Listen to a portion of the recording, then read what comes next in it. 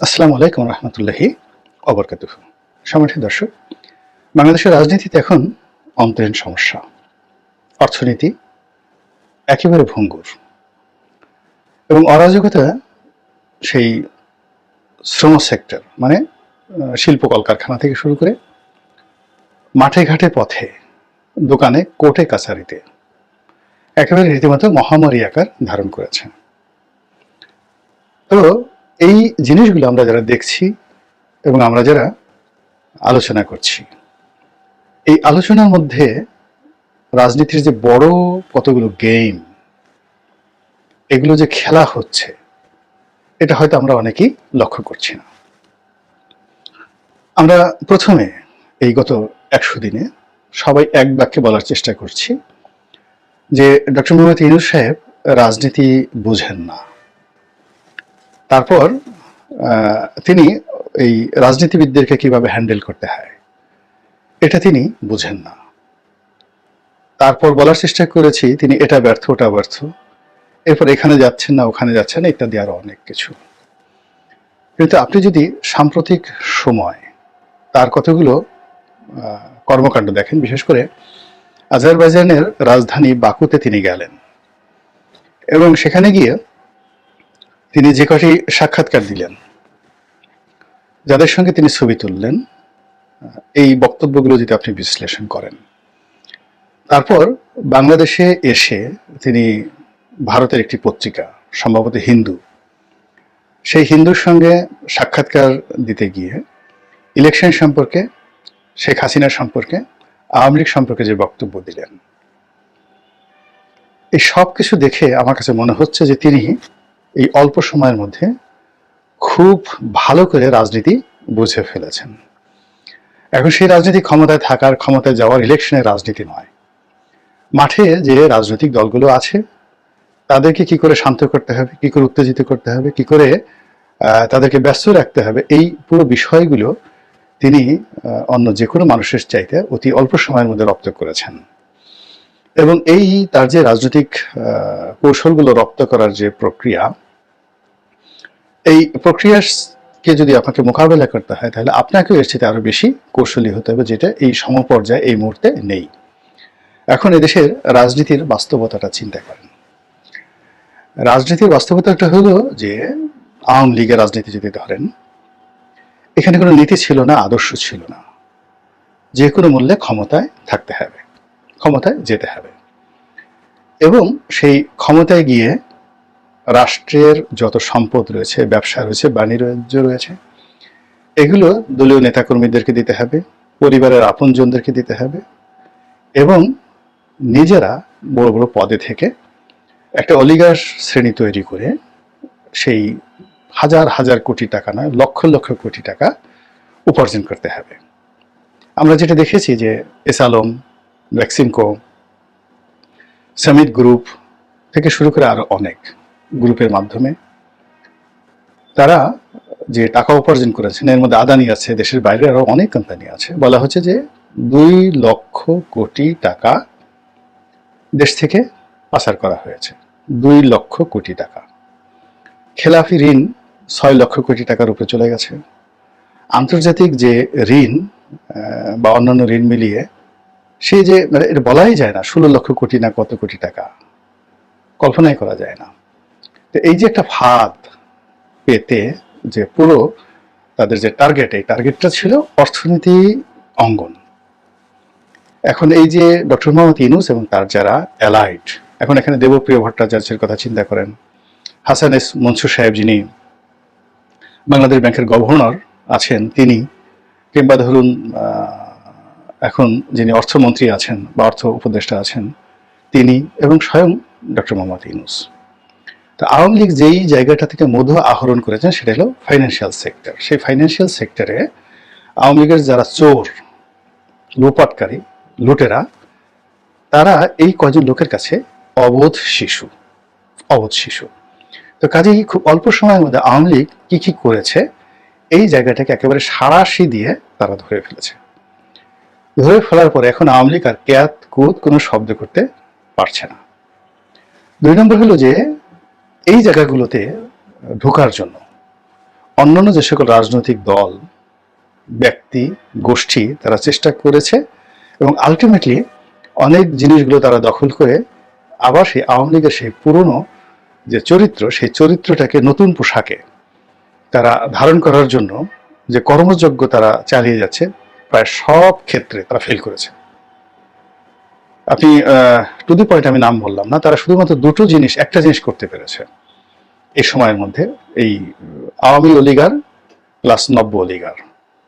তো তারা এই যাকে বলা হয় অন্য অলিগার হওয়ার যে সূত্র, অলিগার কাকে বলে? অলিগার হলো রাষ্ট্রীয় প্রতিষ্ঠানগুলোকে ব্যবহার করে এমন সিদ্ধান্ত নিতে বাধ্য করা, প্রভাবিত করা যে সিদ্ধান্তের ফলে তাদের উপকার হবে, এই অলিগার। তো এখন আওয়ামী লীগের অলিগার এবং তাদের খালাতো ভাই, তালাতো ভাই, মামতো ভাই যে সমস্ত নতুন অলিগার তৈরি হওয়ার চেষ্টা করেছে, তার অন্য কোথাও পারেনি। তবে শেয়ার মার্কেটে দুটো দুর্ঘটনা ঘটে প্রায় 30,000 কোটি টাকা তারা কিন্তু লোপাট করে ফেলেছে। এবং এটাও ডক্টর মোহাম্মদ ইউনূস কিন্তু ধরে ফেলেছেন, ভীষণ রকমভাবে ধরে ফেলেছেন। ফলে ওখানে আগামীতে আরও দুর্ঘটনা ঘটানো কঠিন বিষয় হয়ে যাবে। গেল অর্থনৈতিক সেক্টর। রাজনীতিতে এখন ক্ষমতা পরিবর্তনের যে ধারা, সেই ধারাতে তিনি 3টে ফাঁদ পেতে ফেলেছেন। প্রথম ফাঁদ হলো যে সংস্কার। তিনি যে কোনো মূল্যে সংস্কারটাকে বিস্তৃত করে ফেলেছেন, অনেক জায়গাতে তিনি সংস্কার করতে চাচ্ছেন এবং বিস্তৃত করে ফেলছেন। এবং এটা একটা পপুলার ইস্যু, যে বিষয়গুলো তিনি করছেন এটা পপুলার ইস্যু। আর যারা এটাকে সমালোচনা করছেন তারা সরাসরি পার্টি, মানে যারা এর দ্বারা ক্ষতিগ্রস্ত আছেন। যেমন ইলেকশন যদি দেরি হয় তাহলে রাজনৈতিক দলগুলো লাভবান হবে কেউ কেউ, আর যদি দেরি হয় কেউ কেউ ক্ষতিগ্রস্ত হবে। কিন্তু সংস্কার বলতে যে জিনিসগুলো তিনি করতে চাচ্ছেন বা বলতে চাচ্ছেন, এটা বিশেষ করে তরুণ সম্প্রদায় থেকে শুরু করে মাস পিপলদের মধ্যে কিন্তু এটা একটা গ্রহণযোগ্যতা আছে এবং এটার একটা যাকে বলা হয় কার্যকারিতা আছে। এবং তিনি এই কাজগুলো ধীরে ধীরে যাকে বলা হয় ম্যাটিকুলাসলি অঙ্ক কষে কষে তিনি যদি করেন, তাহলে তার সরকারের জনপ্রিয়তা, যেমন আইসিটি অ্যাক্ট মানে ডিজিটাল নিরাপত্তা আইন যেটি, এটা তিনি বাদ দিয়ে দেবেন। বাদ দেওয়ার পরে এখানে অনেকগুলো মামলা অটোমেটিকভাবে বাদ হয়ে যাবে এবং এটার ফলে দেখা যাচ্ছে যে 3 থেকে 4 মাস পুরো অঙ্গন ডক্টর মোহাম্মদ ইউনূসের সে প্রশংসা করবে। তাই তিনি কিন্তু রাজনৈতিক অন্য মামলাগুলোকে বাদ দেননি। মিডিয়া রিলেটেড মানে গণমাধ্যম রিলেটেড যে আইন আইসিটি অ্যাক্ট, এটা বাদ দেওয়ার জন্য সব কিছু চূড়ান্ত করা হয়েছে এবং এটা বাদ দিলে যত মামলা চলমান আছে, শাস্তি আছে, সবগুলো রহিত হয়ে যাবে। ফলে কি হচ্ছে, স্থানীয় গণমাধ্যম এবং আন্তর্জাতিক গণমাধ্যমে ওনার এই কর্মটাকে যেভাবে হাইলাইট করা হবে, সেই হাইলাইটের কাছে এখন যারা নির্বাচন তড়িঘড়ি করে চাচ্ছেন তাদের আওয়াজটা হারিয়ে যাবে। এবং যারা ইতিমধ্যে অলিগার তৈরি করার জন্য বিভিন্ন জায়গাতে তদবির করে মোটামুটি একটা অবস্থা তৈরি করে ফেলেছেন, তারা একটা বিপদ এবং বিপত্তির মধ্যে পড়বেন। এই গেল এক। 2 নম্বর হলো যে নির্বাচন কবে হবে, কি হবে, এই জায়গাটাতে তিনি কোনো কনফ্লিক্টে যাচ্ছেন না, কন্ট্রাডিকশনে যাচ্ছেন না। এবং তিনি যে কথা বলছেন সেই কথা আপনি না রাগ করতে পারবেন, না অভিমান করতে পারবেন, কিংবা না বিক্ষুব্ধ হতে পারবেন, আবার না আশাবাদী হতে পারবেন। তো এই যে তিনি যে কথাগুলো বলছেন দেশে এবং দেশের বাইরে, পুরো আপনার ডিকশনারি এবং আপনার হিসাবপত্র এলোমেলো করে দিচ্ছে। 4 বছর, 8 বছর, 10 বছর, নাকি 6 মাস, নাকি 18 মাস, এই বিষয়গুলো নিয়ে যখন লোকজন ব্যস্ত, তখন তিনি দ্বিধার্থে সেই কর্মকাণ্ডগুলো তিনি করে যাচ্ছেন, তার হিসাব তিনি চালিয়ে যাচ্ছেন। তার রিক্রুটমেন্ট থেকে শুরু করে তার যে দৈনন্দিন কর্মকাণ্ডগুলো, তিনি তার প্রত্যেকটা জায়গাতে সেটা সে ব্যর্থ যদি হন, সেটা শতভাগ ব্যর্থতা তার, কিন্তু তিনি যেগুলো ডিজায়ার করছেন সেই ডিজায়ারগুলো কিন্তু বাস্তবায়িত হয়ে যাচ্ছে। এবং এটা আমার কাছে মনে হচ্ছে তিনি এই দেশের রাজনীতিবিদদেরকে কিভাবে খেলতে হবে এটা তিনি বুঝে গেছেন। এরপর যেটি আগামীতে বিএনপির জন্য সবচেয়ে বিপজ্জনক হবে, তার ঘাড়ে 3টি যাকে বলা হয় সমস্যা মারাত্মক। যেমন বিএনপি সবচেয়ে বেশি ভয় পাবে সামরিক শাসনকে, মিলিটারি রুলকে। এখন ডক্টর মোহাম্মদ ইউনূস যে জিনিসটি এই মুহূর্তে একেবারে অনিবার্য করে তুলেছেন, সেটা হলো তার পতন বা পরাজয় মিনস মিলিটারি রুল। এবং মিলিটারি রুল যদি আসেন, আসে সামরিক শাসন, সরাসরি সামরিক শাসন আসে, সবচেয়ে বেশি ক্ষতিগ্রস্ত হবে বিএনপি এবং সবচেয়ে বেশি ভয় পাবে বিএনপি। কি কারণে? এই যে বিএনপির যে 2001 থেকে 2006 সনের যে সরকার এবং পরবর্তী যে 1/11 ওই সময়টিতে পুরো সামরিক বাহিনীতে বিএনপির সম্পর্কে একটি নেতিবাচক প্রচারণা এখন পর্যন্ত চলছে এবং ওই জায়গাটা পূর্ণ হয়নি, কেউ পূর্ণ করতে পারেনি। দ্বিতীয়ত হলো, এখন এই মুহূর্তে সামরিক বাহিনীর মধ্যে খুবই একটা নেতিবাচক যাকে বলে ধারণা তৈরি হয়েছে যে বিএনপি যদি ক্ষমতায় আসে তাহলে কিছু কিছু সাবেক সামরিক কর্মকর্তা যাদের বিরুদ্ধে সুস্পষ্ট কতগুলো অভিযোগ আছে, জঙ্গিবাদ সম্পর্কে, টেরোরিজম, জঙ্গিবাদ, তারপরে ফান্ডামেন্টালিজম থেকে শুরু করে আরো অনেক অনিয়ম, তো এরকম কিছু সাবেক সামরিক কর্মকর্তা যারা চাকরিচ্যুত হয়েছেন, অনেক আয়নাঘরে গিয়েছেন, তারা এবং তাদের সঙ্গে পুলিশের কিছু সাবেক কর্মকর্তা যারা আওয়ামী লীগের আমলে চাকরিচ্যুত হয়েছেন, তো এদের একটা প্যাক্ট তৈরি হয়ে গেছে এবং এই প্যাক্টের সাথে আবার দেশের এবং দেশের বাইরের সাংবাদিক, ইউটিউবার, তাদের একটা সম্মিলন তৈরি হয়েছে এবং এরা অনবরত সেনাবাহিনীর বিরুদ্ধে প্রচারণা করছে, সেনা প্রধানের বিরুদ্ধে প্রচারণা করছে এবং এর ফলে পুরো দায়টা বিএনপির উপর গিয়ে পড়ছে। পুরো বিক্ষোভটা সেনাবাহিনী যদি যাকে বলা হয় এখানে ভবিষ্যতে ক্ষমতা আসে, তাহলে জেনারেল আসলাম বেগের সঙ্গে বা জেনারেল বাজওয়ার সঙ্গে ইমরান খানের যে রসায়ন হয়েছিল, ঠিক একই অবস্থা বিএনপির সঙ্গে এবং জনাব তারেক রহমানের সঙ্গে সেনাবাহিনীর হবে, যেটা মোকাবেলা করা বিএনপির পক্ষে একেবারেই অসম্ভব একটা বিষয়।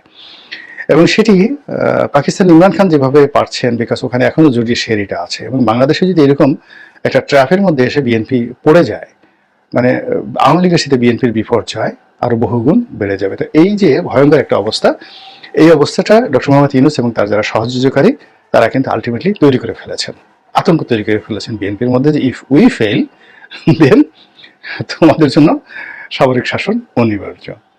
এবং যদি সামরিক শাসন আসে একদম 100% সেটা নির্বাচন হোক, যা হোক, এই নির্বাচনটা হবে 1991-এর মতো এবং 2008 সনের মতো, মানে যেখানে সামরিক বাহিনী পিছন থেকে নিয়ন্ত্রণ করে তারা সিদ্ধান্ত নিয়েছিল। 91 সনে তারা সিদ্ধান্ত নিয়েছিল যে তারা বিএনপিকে আনবে এবং সেই অনুযায়ী কিন্তু 91 সালে নির্বাচন হয়েছে। আবার